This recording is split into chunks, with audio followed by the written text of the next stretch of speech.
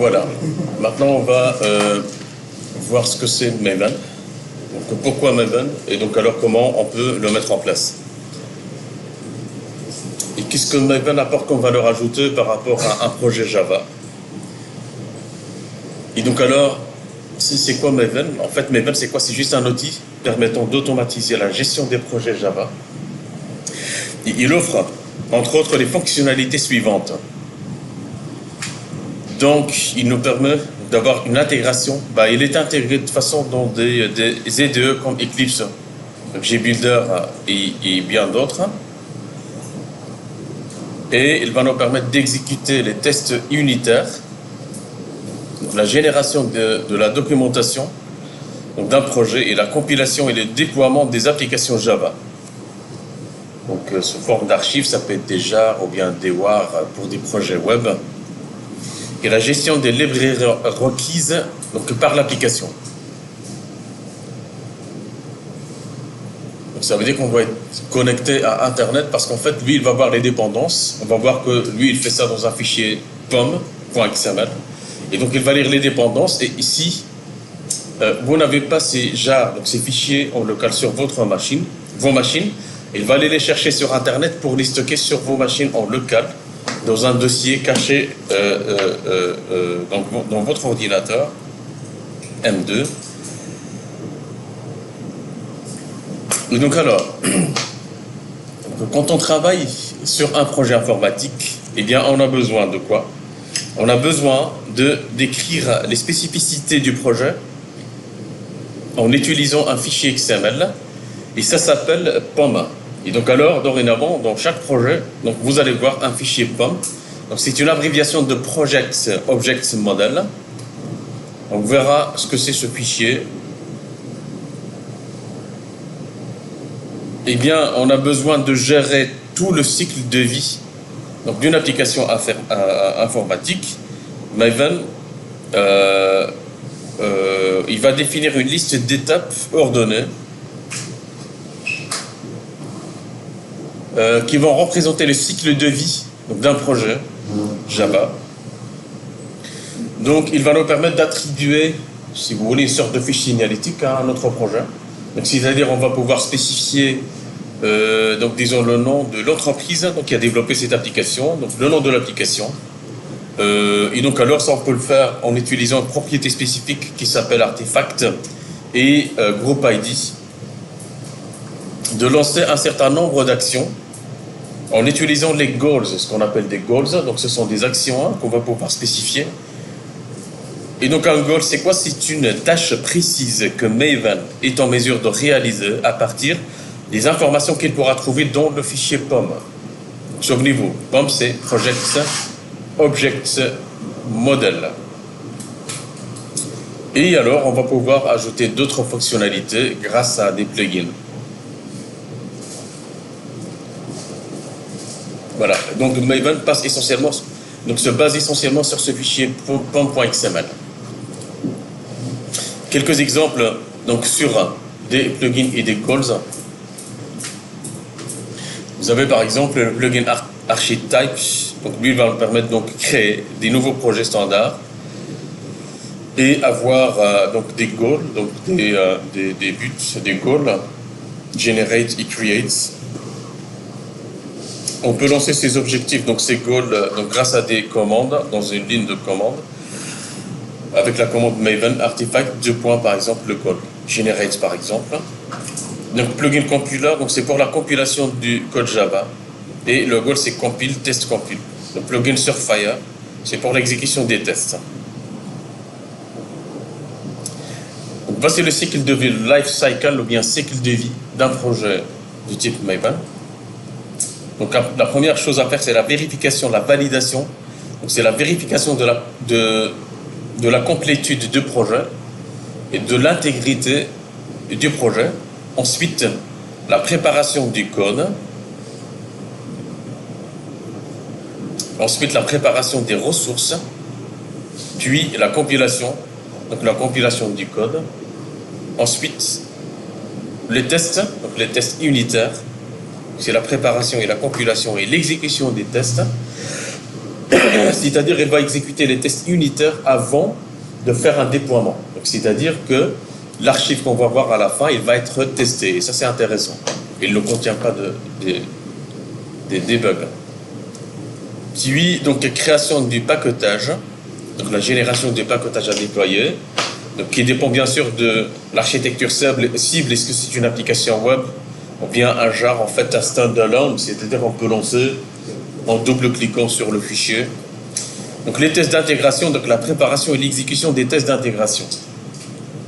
Comme je l'ai dit, en fait, je peux bien avoir deux développeurs, chacun va implémenter des fonctionnalités, exécuter des tests unitaires et que ça va marcher sans aucun problème. Mais quand on va mettre le tout en commun et quand on lance en fait l'application, ça pourrait ne pas marcher en fait. Donc il va falloir faire des tests d'intégration pour savoir si votre implémentation continue à marcher après l'avoir mis en commun. Et la dernière étape, c'est le déploiement. Déploiement du code local sur un site distant.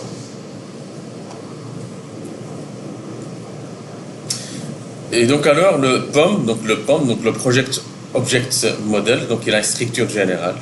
Donc cette structure en fait donc est la suivante. Vous avez donc la partie relation, donc ici les coordonnées, et les coordonnées vous avez groupe ID, artefact et puis version, parce qu'en fait donc nos applications vont être versionnées. Voici déjà un aperçu à quoi ça ressemble ce fichier POM. C'est un fichier XML. Il y en a parmi vous qui ne voient pas ce que c'est un fichier XML. Fichier XML, c'est comme un fichier HTML. Qu'est-ce que c'est qu'un fichier HTML? Donc, c'est un fichier en fait contenant des balises simplement pour pouvoir renseigner cette paire en fait clé-valeur. Et donc, vous allez avoir des clés donc, qui sont parfois imbriquées ou non.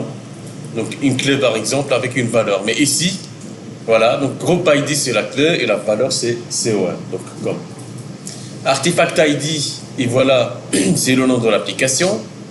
La version, voilà, c'est la version ici, c'est la version 001. Snapshot, ça veut dire que c'est une version temporaire en cours de développement. Une fois qu'on a terminé le développement de notre application, on va remplacer Snapshot par Final, par exemple, pour dire que c'est une version un peu scellée, donc c'est une version terminée, prête à être déployée chez le client. Et vous allez voir qu'en Git, on crée ce qu'on appelle un tag. À chaque fois qu'on a une version plus ou moins déployable et testable par le client, on va la taguer, on va lui attribuer un numéro ou bien un nom. Le type de package, en fait, donc c'est jar ici, donc c'est une application installable. Le nom, l'URL, les properties, ce sont des propriétés qu'on peut ajouter, soit à leur built-in, soit on peut les ajouter nous-mêmes. Supposons que voilà, vous allez travailler avec une base de données. Cette base de données est accessible, se trouve sur un autre serveur, une autre machine sur Internet. Il va falloir avoir l'URL qui pointe vers cette base de données. Il va falloir avoir le nom d'utilisateur qui va se connecter sur cette base de données et le mot de passe. Eh bien, ce sont des informations définies au niveau de l'application qu'on peut stocker quelque part dans un fichier XML. Et l'avantage, c'est qu'on peut demander à une personne qui connaît en informatique chez le client d'aller modifier cette URL si on change par exemple de serveur ou bien de version. Pas besoin de se déplacer chez le client pour redéployer toute l'application, simplement qu'il aille dans ce fichier et changer l'URL que nous on va lui fournir.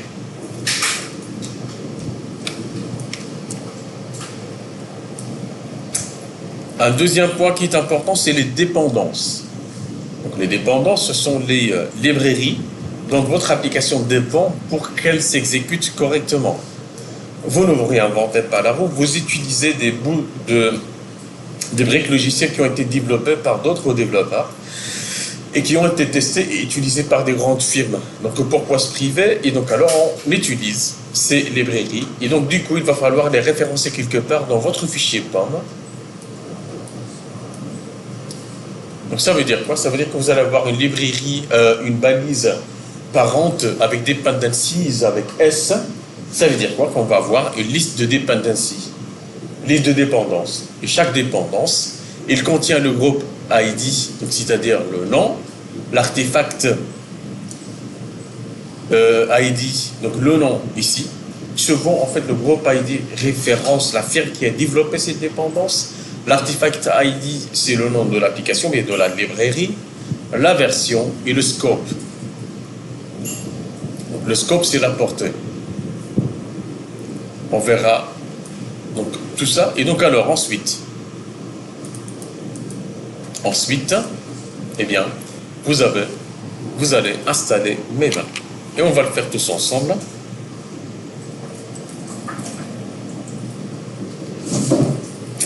Donc alors, l'installation est simple. Donc ce sera tout le temps la même chose. On va aller sur Internet, on va télécharger donc le zip. On va le décompresser, sauf que tout le monde va faire la même chose que moi.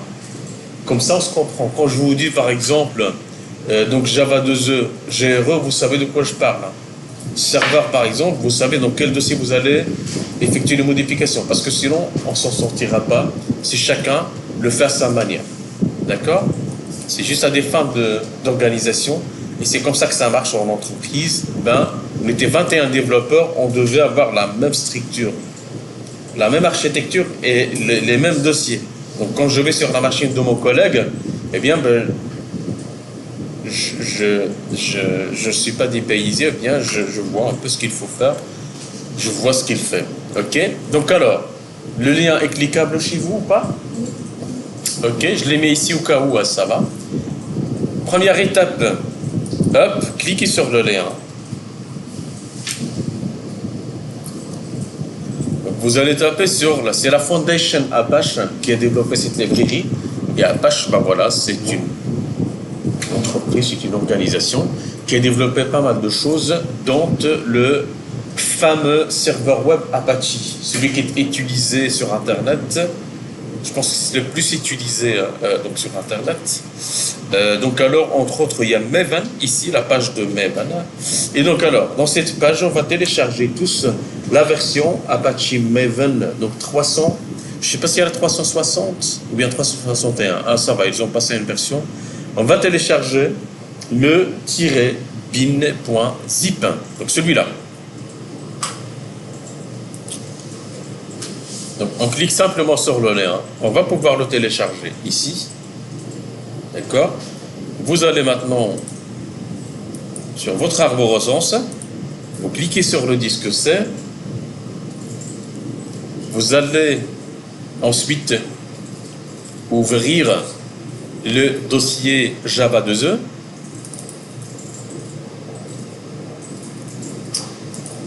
Et vous allez créer un dossier Maven-361.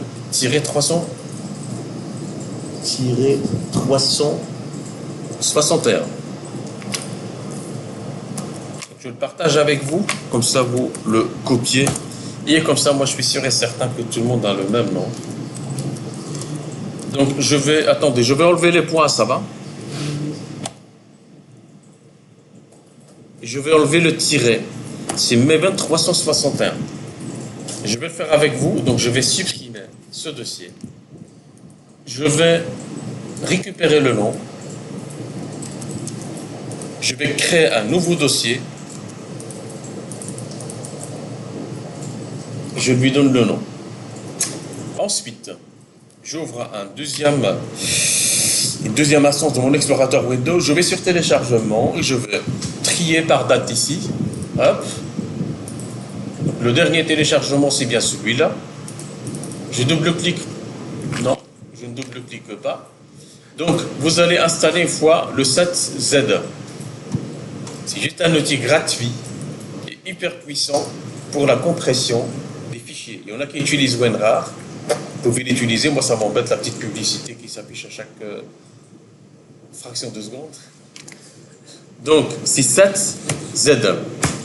C'est un outil très puissant. Vous tapez 7Z tout simplement. Ah, vous l'avez tous? Raté. Je voulais frimer un peu, mais c'est pas grave. La prochaine fois, alors, c'est pas grave. J'oublierai. Donc Maven 360, je double-clique ici. Et hop, extraire ici. Bien, raté encore une fois. Donc ici, voilà, je vais récupérer le contenu de ce dossier et je vais le déplacer à la racine de Maven 361. De quoi? Pardon, coupe.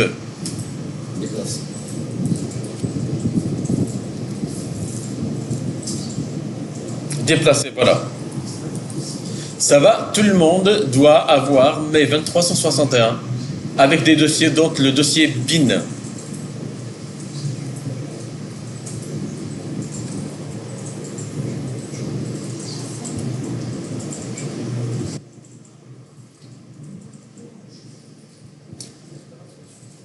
Maintenant, le dossier que nous avons téléchargé et installé contient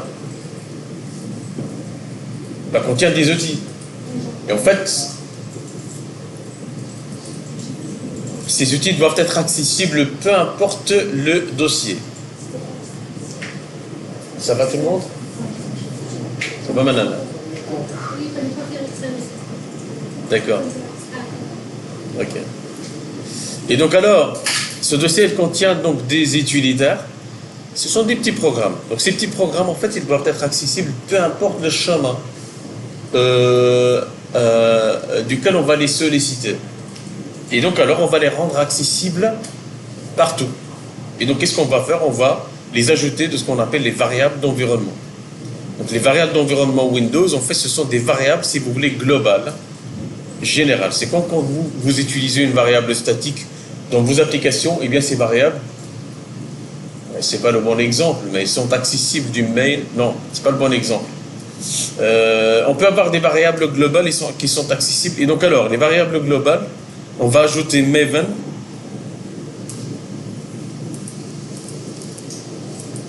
dans cette variable globale.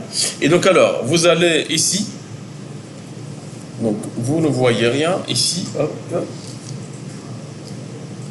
dans la barre de recherche Windows, en bas à gauche, et vous allez taper simplement environnement ou bien var.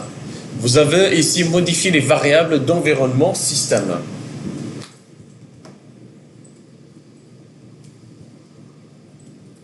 Donc modifier les variables d'environnement système. Ok, et donc alors, je clique sur cette option et je vais cliquer sur variable d'environnement en bas à droite. Ça va? Vous allez voir que vous avez deux types de variables. Des variables utilisateurs pour administrateur et des variables système. Notre objectif en fait c'est ajouter une variable système qui n'est pas liée au profil connecté. Et donc alors, vous allez cliquer sur nouvelle en bas. Vous allez avoir deux zones de texte, clé, valeur. On va, je pense que je l'ai moi déjà. Je vais double-cliquer ici. Oui, ce qu'on est en train de faire maintenant, c'est quoi? C'est qu'on ajoute une variable d'environnement nommée Java Home. Donc celle-ci doit pointer sur le dossier GDK. Donc on va d'abord ajouter donc, le chemin vers le dossier GDK. Souvenez-vous, GDK c'était quoi? Java Development Kit. Et donc alors, regardez le chemin que j'ai ici. Donc c'est C, Program Files, Java, GDK 1.8.0. Mais vous ne faites pas exactement comme moi. Vous allez parcourir votre configuration parce qu'il se peut que vous l'avez dans un autre dossier. Moi, je vais voir dans Program Files. Je cherche d'après Java, je l'ai ici. Et j'ai le GDK et je prends la toute dernière version. Ça va? Vous récupérez ce chemin et vous l'ajoutez ici.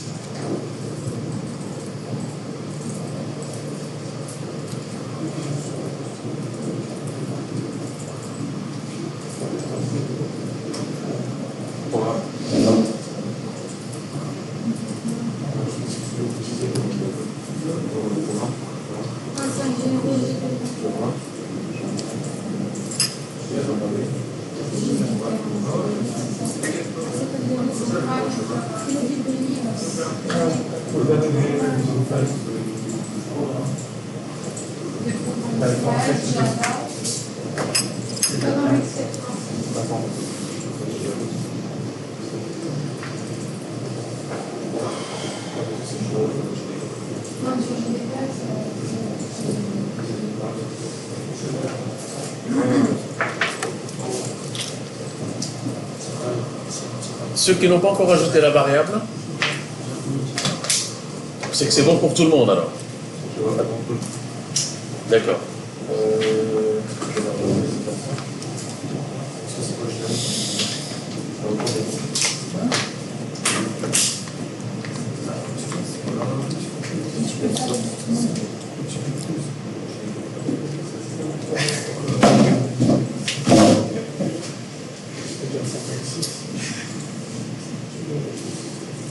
Ça va, super. Ok, on continue. Une fois que vous avez fait ça, hop, vous allez dans une variable path, celle-là. Donc variable système, pas celle-là qui se trouve dans variable utilisateur pour administrateur, mais celle-là, en bas. Vous double-cliquez sur cette variable, vous allez avoir une liste de chemins. Et alors dans cette variable, vous allez ajouter le chemin vers le dossier où se trouve le PIN dans le dossier d'installation de Maven. Eh bien, on va le faire. Hop. T'as double-cliqué sur PAF ici en bas.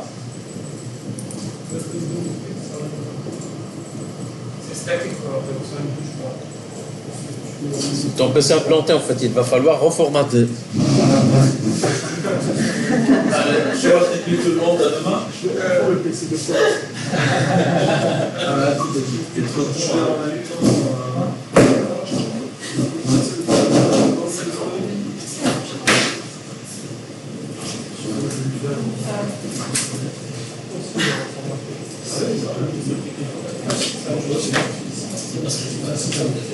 Pour voir le parce que si ça vous ça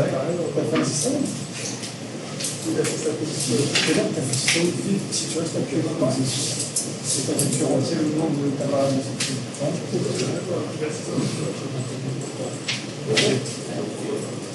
j'ai un pouvoir de ta distance. C'est bon, on le dit, avec tout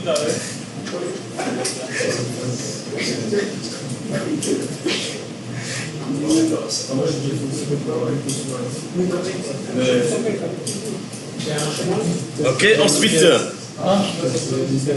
Donc alors, ici je double-clique sur Path, nouveau, et là, qu'est-ce qu'on va faire? On va ajouter le chemin, parcourir. Ça va? Suivez avec moi. Parcourir ici à droite. Et vous allez pointer vers le dossier BIN. Donc, c'est G2E, Maven 361, BIN. Voilà. Hop. OK. OK. OK. Et voilà.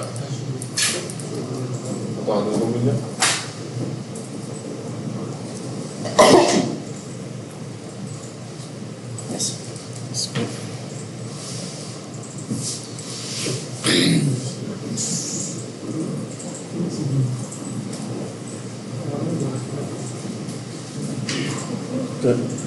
Kadim, tu peux regarder sur internet donc environment variable disabled cannot modify tu vois Windows 10. Alors, regarde, tu trouveras la solution. Donc c'est bon? Ok, donc continuons. Maintenant, qu'est-ce que vous allez faire? Vous allez tester si Maven est accessible à partir de votre commande prompt ou bien un vide de commande. Vous allez taper la commande suivante, Maven-V. MVN espace -V. Soit vous avez un numéro de version, soit il vous dit que il ne reconnaît pas la commande. Eh bien, pour moi, ça marche parce que voilà, il me dit clairement que, hop, que j'ai installé la version 3.6a.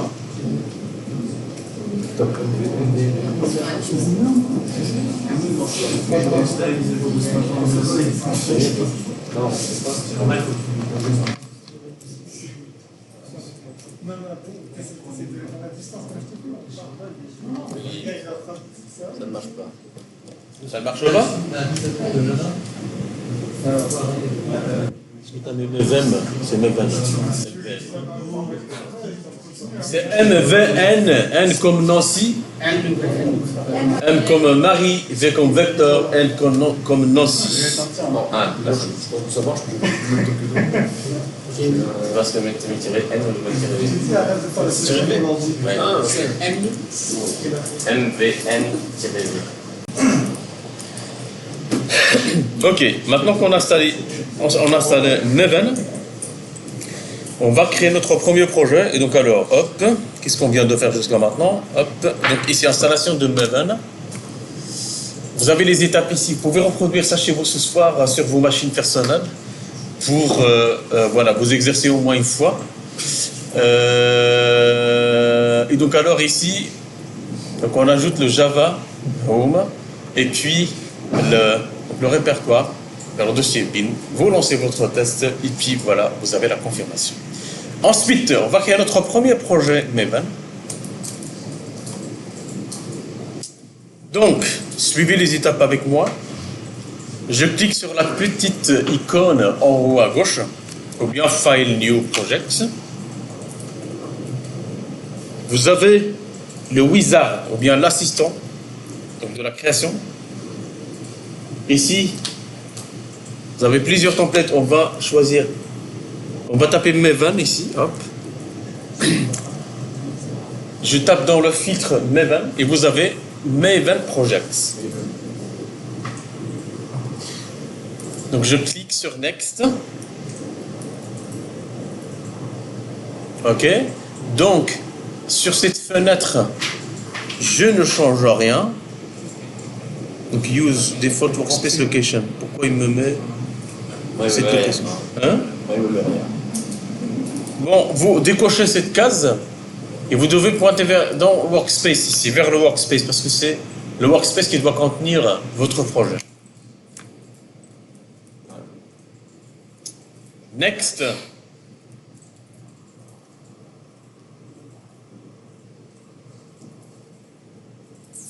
Vous allez choisir le type Quick Start. Vous tapez ici dans la case Filter Quick, tout simplement. Il va filtrer la liste et il va vous proposer cette option Maven Archetype Quick Start. Vous sélectionnez cette option.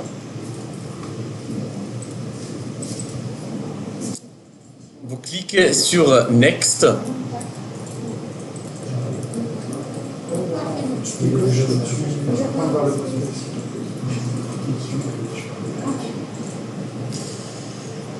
Donc souvenez-vous de ce slide, on avait parlé de quoi? D'une structure du POM, Project Object Model. Donc il contient ces informations. Donc essentiellement ce sont voilà, les informations qui nous intéressent le plus ici, c'est les coordonnées si vous voulez de l'application. Hein. Donc vous avez Group ID, le nom de la firme, Artifact ID, le nom de l'application, la version de l'application et puis les dépendances. D'accord? Revenons ici à notre EDE. Ici, vous avez le Group ID. Moi, j'ai mis donc comme point Wetic. Artifact ID, ben, disons qu'on va développer une application UAM, donc User Access Management. Je vais nommer mon application UAM.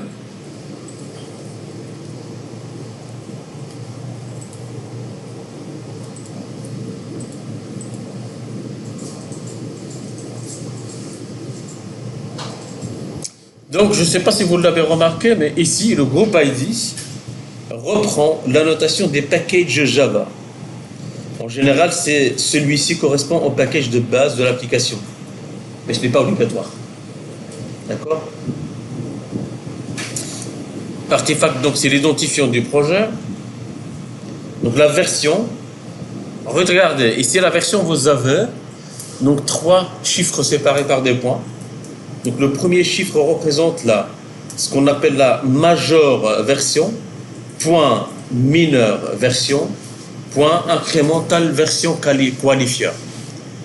Vous avez par exemple une application, et dans cette application, vous avez développé un besoin d'un client. Dans cette application, vous avez ajouté un module. Donc l'application en fait, c'est la majeure version. Et quand vous ajoutez un module, c'est la mineure version. Et supposons que ce module contient des bugs, vous corrigez d'une manière itérative, en fait, à chaque fois vous changez de version. Donc, pourquoi ce casse-tête de version? C'est parce que nous, au niveau des gestions de code source, en fait, on va taguer donc ces versions. Et supposons que le client a signalé un bug, on a corrigé le bug, mais on a cassé d'autres fonctionnalités qui marchent. Et puis le client va nous dire, oui, vous m'avez corrigé ce bug, mais il y a pas mal de choses qui ne fonctionnent plus maintenant. Et donc alors on va lui demander la version de l'application, il va nous dire par exemple la 1.0.5, et donc nous, on a archivé cette 1.0.5, on va faire marche arrière, vous voyez. On va redéployer la fonction qui marchait, entre-temps, nous on va corriger le bug. Et on va, cette fois-ci, on va apprendre la leçon, on va exécuter les tests unitaires et les tests de non-régression. C'est-à-dire les tests qui vont nous garantir le fait que notre application n'a pas été régressée. D'accord? Et puis snapshots.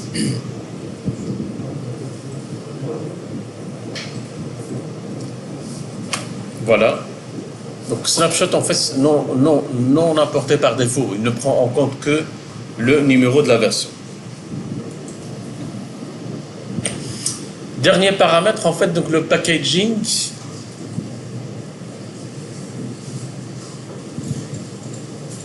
Donc ici, qu'est-ce qu'il y a? Ok, donc ça c'est le package. Ensuite, on va cliquer sur Finish. Je dois avoir UAM quelque part. Vous voyez ce qu'il fait là? Il est en train d'importer, vous voyez, downloading ici.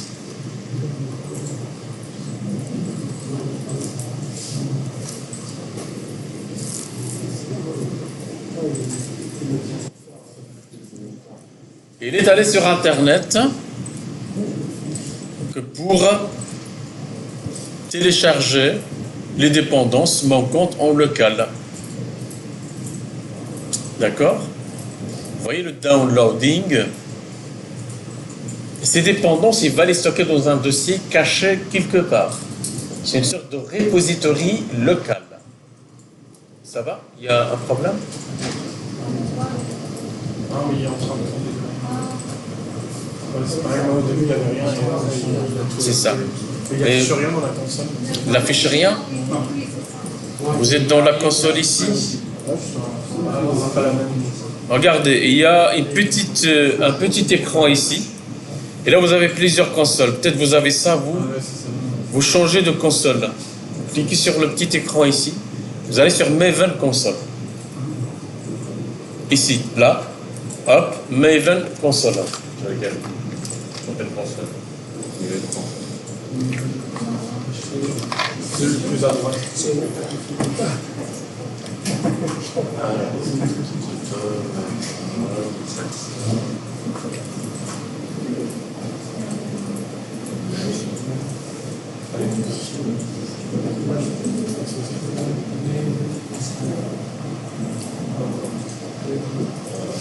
Pas le web app. Web app, pas web-app. Est-ce que ça va pour tout le monde? Maven console. Ici, en fait, ici. Hop. Il affiche bien pour l'extension.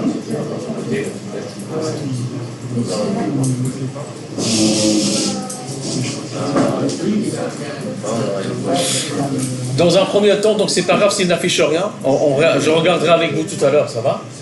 Maintenant, on va juste vérifier la structure du projet pour voir si donc tout s'est bien passé. Mais je regarderai avec vous tout à l'heure. Ceux qui n'ont pas pu voir en fait donc cet output, ce n'est pas grave.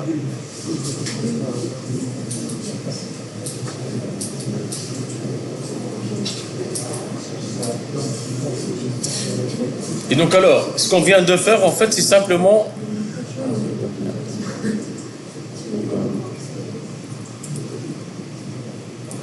voici mon projet. Je l'ai appelé UAM. Vous voyez, je l'ai ici. Donc, je vais vous décrire un petit peu la structure générale de ce projet. Donc, la première chose que vous avez à la racine,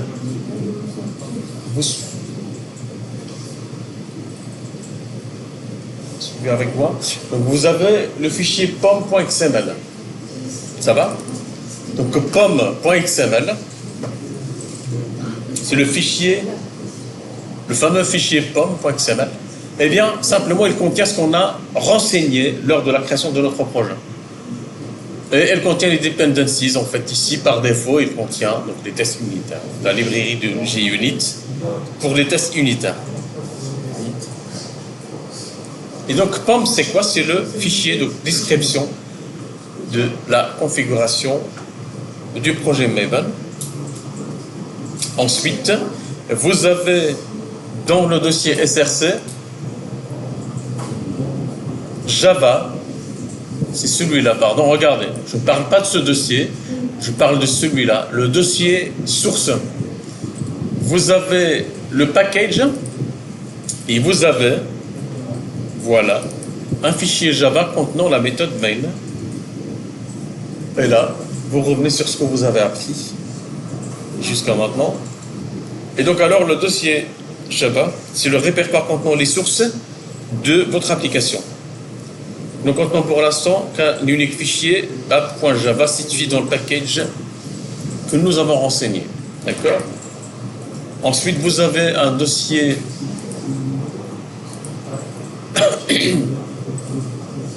donc src test Java.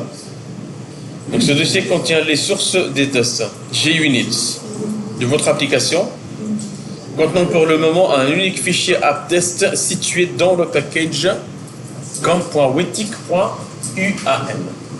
Ça va, Ousmane? Ouais, ça va. Ok, donc je continue.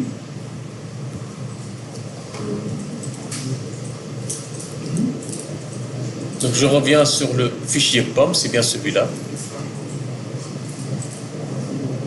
Ensuite, dans ce fichier POM, vous pouvez avoir, donc c'est les propriétés, hein, donc vous pouvez ajouter des propriétés user defined, vous pouvez les définir en tant que développeur. Ces propriétés, c'est une sorte de constante, mais au niveau de l'application, que vous pouvez accéder à partir de votre code Java. Je vous montre un exemple d'utilisation. Mais d'abord, voilà, on vient de faire notre installation. Ensuite, c'est les étapes pour la création d'un projet. Refaites-le comme ça. Vous vous entraînez un peu.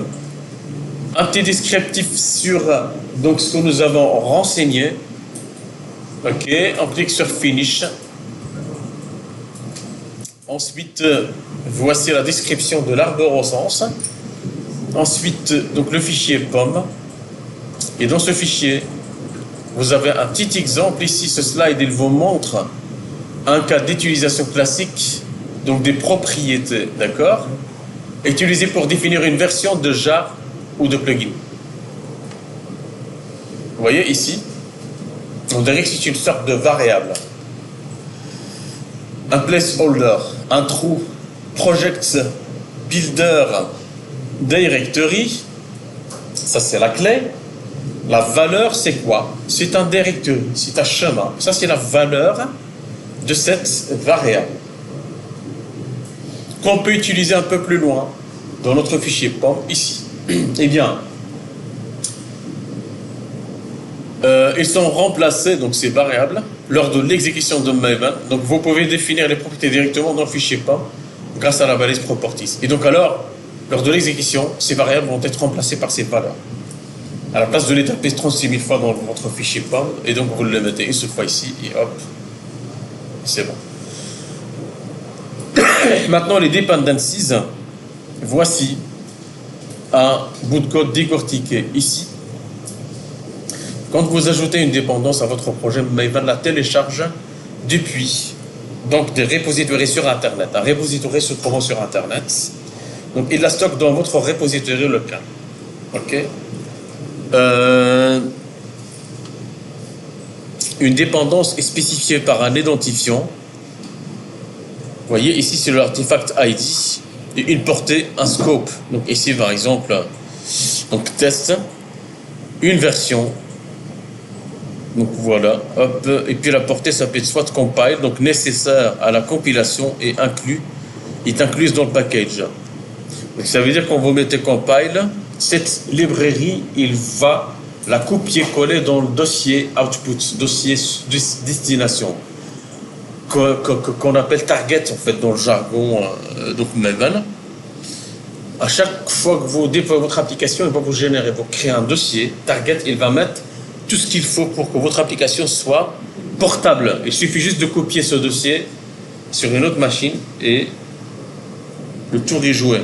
Provided, donc nécessaire à la compilation non packagé, c'est-à-dire provided, c'est-à-dire il est providé, fourni par la plateforme dans laquelle elle va être exécutée. Ce sont des grandes ressources. Runtime nécessaire pour l'exécution et les tests, mais pas à la compilation. Test nécessaire uniquement pour les tests. Système comme provided, donc plus le chemin à préciser, mais à éviter. Donc récupération du projet, soit localement, soit sur un dépôt distant. Hop. Une fois que vous avez déployé votre projet, soit vous l'exécutez en local, ou bien vous copiez-collez donc le dossier target.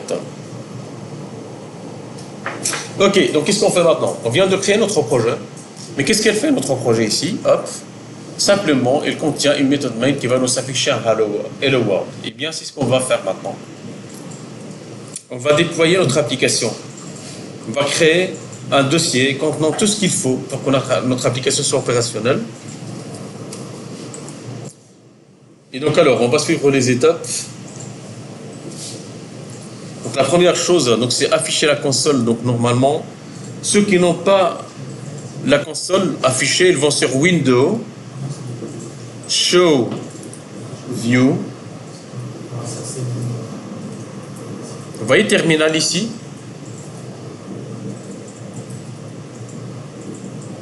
Voilà. Terminal.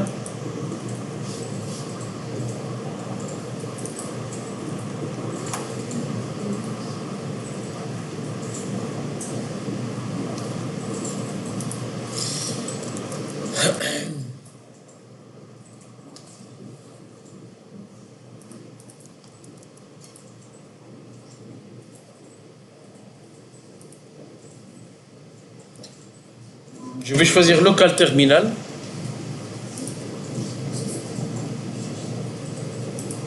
Et je clique sur OK. Simplement, c'est un terminal Windows qui s'ouvre dans Eclipse.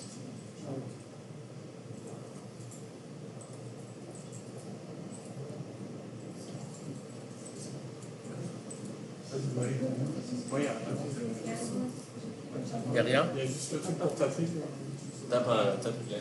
Essayez de taper quelque chose. On va t'afficher une petite fenêtre et vous choisissez local terminal. Ça va? Donc, qu'est-ce qu'on doit faire? On n'est pas dans le bon répertoire ici. On va devoir changer de directory. Et donc, alors, qu'est-ce qu'on fait? CD de points. Ouais. Vous tapez en même temps que moi? Tout le monde? Donc, je reviens un cran en arrière. CD espace de points. Là, je vais changer de... Non, pas besoin de changer de drive. Simplement, je vais récupérer le chemin, ou bien je vais récupérer le chemin vers mon dossier. C'est C Java 2E Workspace UAM. Copier.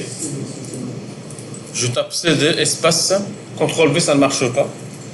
C'est un clic droit, paste. Et voilà que je suis dans le bon répertoire. Là où il y a mon projet. Et surtout là où il y a le fichier POM, parce qu'en fait, il va scripter le fichier POM et il va l'interpréter.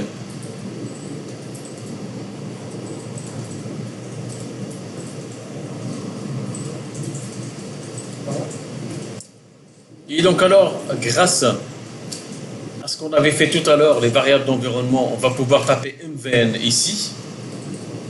Donc MVN.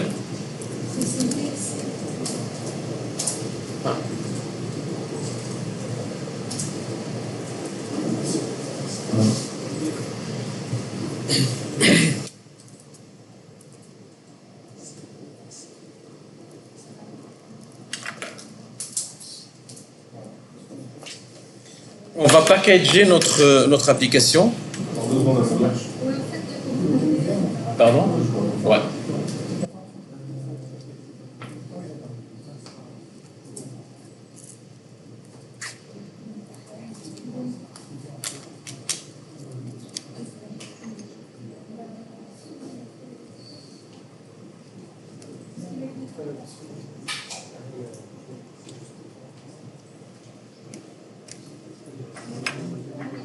Ça va?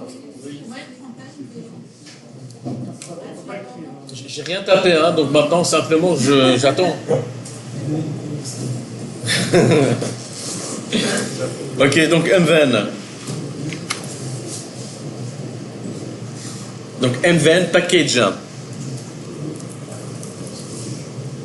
MVN package, donc ça c'est pour packager notre application. MVN, il ne la connaît pas. Génial.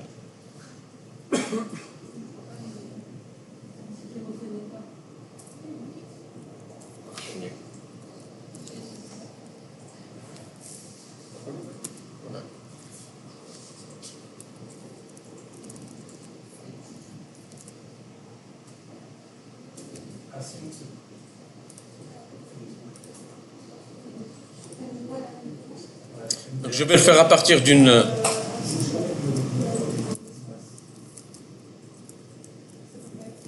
Je vais le faire à partir d'une ligne de commande. Hop. MVN. Oui, c'est parce qu'en fait, il faut relancer Eclipse, chose que je ne vais pas faire ici parce que demain matin, on est toujours là. Vous le faites à partir d'une ligne de commande, ça va? Donc MVN espace package.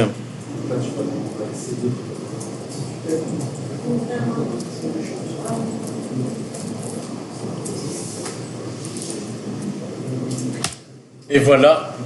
Qu'est-ce qu'elle fait en fait ici? Il va donc compacter le tout dans un seul dossier qui s'appelle target, cible. C'est ce qu'il est en train de faire maintenant.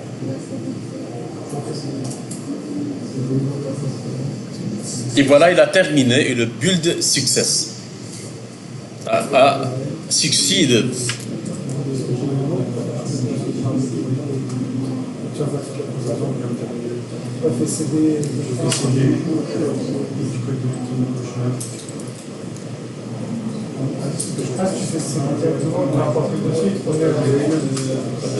Avec Target, c'est ça?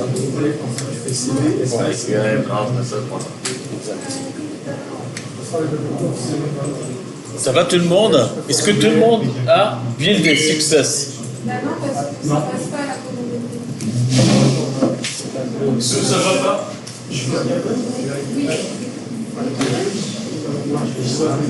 Oui.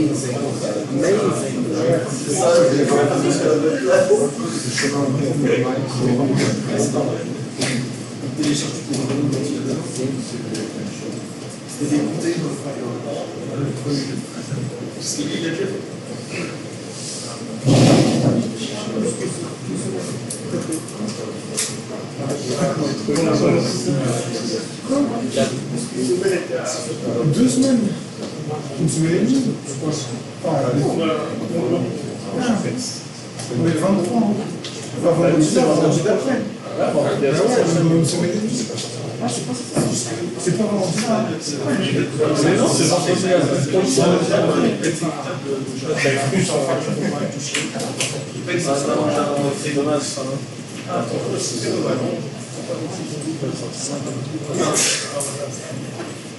Voilà, et donc déjà vous pouvez les déployer donc sur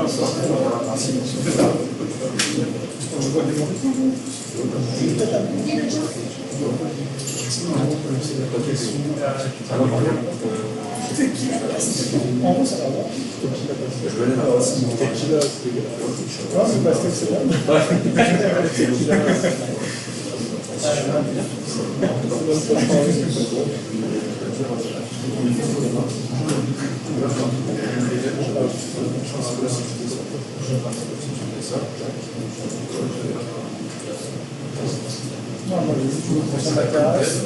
Je suis le carte en fraîche. Après la piscine, après la mer.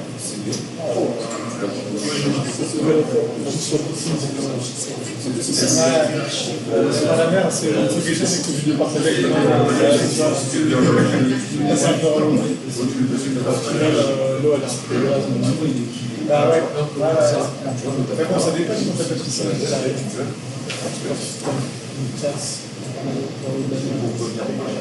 C'est tellement salé.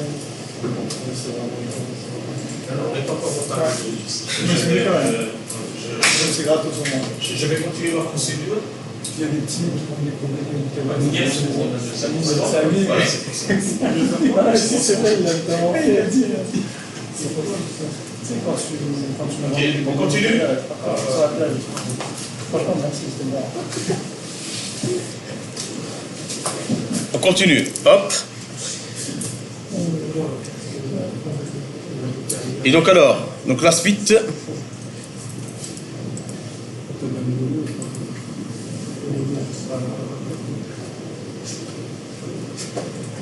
Donc la suite, hop, donc qu'est-ce qu'on va faire? Donc ici on vient de...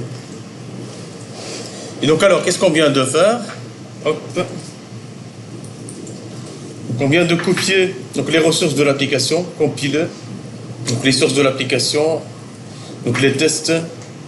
Il a exécuté les tests. On voit qu'il y a un test qui a réussi, donc test run 1, d'accord? Zero filer, donc générer un jar de l'application. Et donc il a copié les ressources. Et qu'est-ce qu'on va faire? On va exécuter notre application. Pour l'exécuter, vous allez taper la commande suivante. Vous allez taper Java espace, donc tirer cp espace. Oui, avant de taper cette commande, vous allez voir ici, dans l'arborescence de votre projet, vous faites un refresh, un clic droit sur le dossier UAM, refresh. Vous allez voir qu'il y a un nouveau dossier ici, target, et ce dossier, il va contenir des sous-dossiers, et il va contenir un point jar, UAM, la version qu'on a tapée tout à l'heure, snapshot.jar. On va cibler ce jar et on va spécifier la classe principale contenant la méthode main. Et bien c'est ce qu'on va faire ici. Donc Java -cp espace target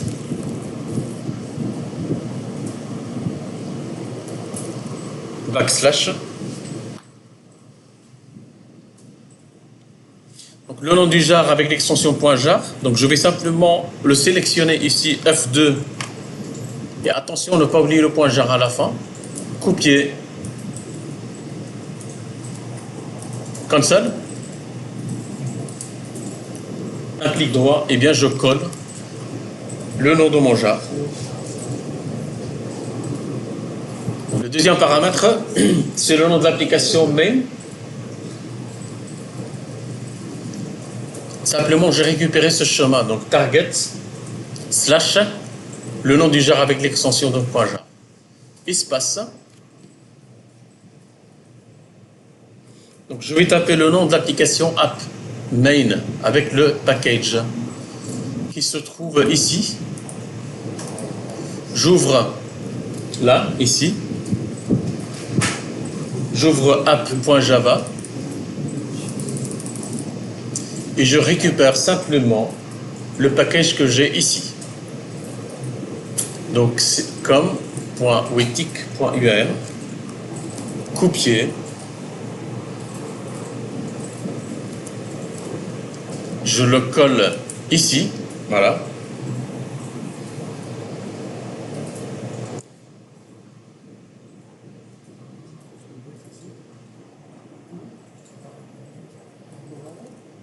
Ensuite, je récupère le nom de la classe app. J'ajoute un point et je colle à ici.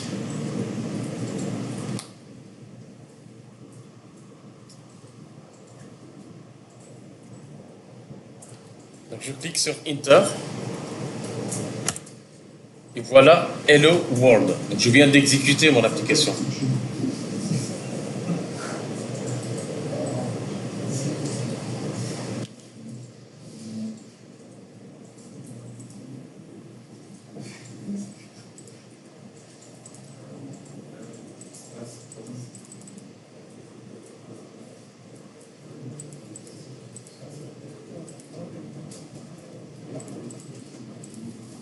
Est-ce que ça va tout le monde? Ceux qui n'ont pas eu Hello World, lève leur main. D'accord, ok, il y a une seule personne alors, on va regarder.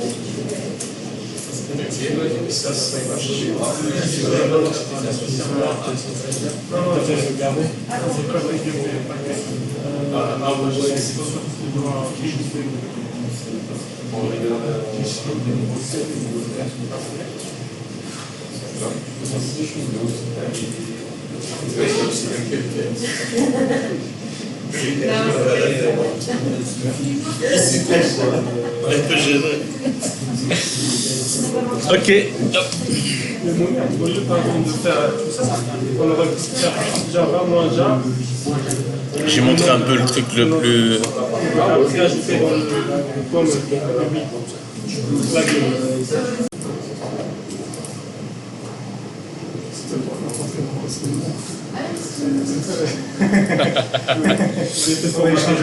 Voilà, allez, hop, succès ça. Je te passe la main. Ouais, il y a un petit problème parce que si on veut par exemple exécuter juste un Java Vous suivez s'il vous plaît? sans lui donner en fait le nom de l'application, le nom du mail, on doit faire rentrer dans le CD. et après Java. Donc fait tabulation, il te fait passer tout. On recommence et. Fait tabulation jusqu'à ce qu'on arrive à notre Java. Il parcourt en fait le contenu du dossier. Il les affiche fichier par fichier. Et après, ici, il va nous dire que on essaie d'utiliser un jar là où il n'y a vraiment pas un attribut manifeste mail. En fait, il n'arrive pas à accéder au mail à notre application. Du coup, pour régler ce problème, il faut. Là, je suis dans mon PC, je vais copier ça. Donc, il faut trouver ça ici.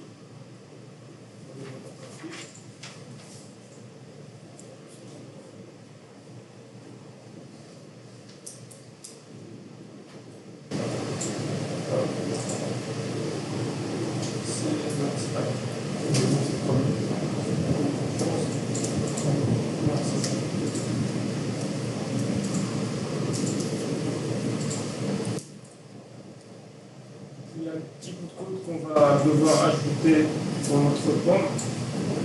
C'est un build avec un plugin qui va à chaque fois montrer à quand on essaie d'exécuter un autre jar, là où il y a notre main. Le mail avec le package. Mais avec le paquet. Du coup, on va copier ce code.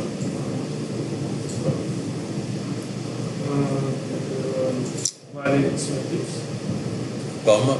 Bon.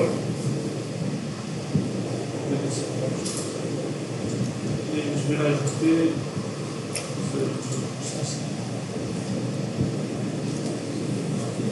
voilà. Et là, tu vas spécifier le chemin par défaut. Le chemin par défaut. En fait, normalement, il y avait une façon pour. Je me rappelle, je ne sais pas si je la connais ou en fait, juste pour copier le nom de. Ah ouais, avant il y avait. Ouais, Avant il dit des fois t'as copie sur. ouais, c'est ça, mais je ne me rappelle pas comment le faire. Parce que c'est pas copie qualified name. Je pense que c'est pas ça. Non, ça va être plus long.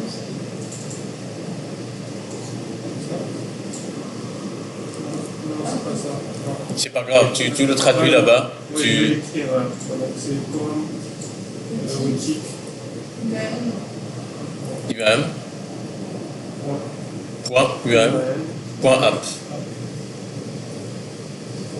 Sauvegarder. Sauvegarder et il faut diviser. Je pense que c'est celui-là. Donc on revient en arrière, fermer le papier.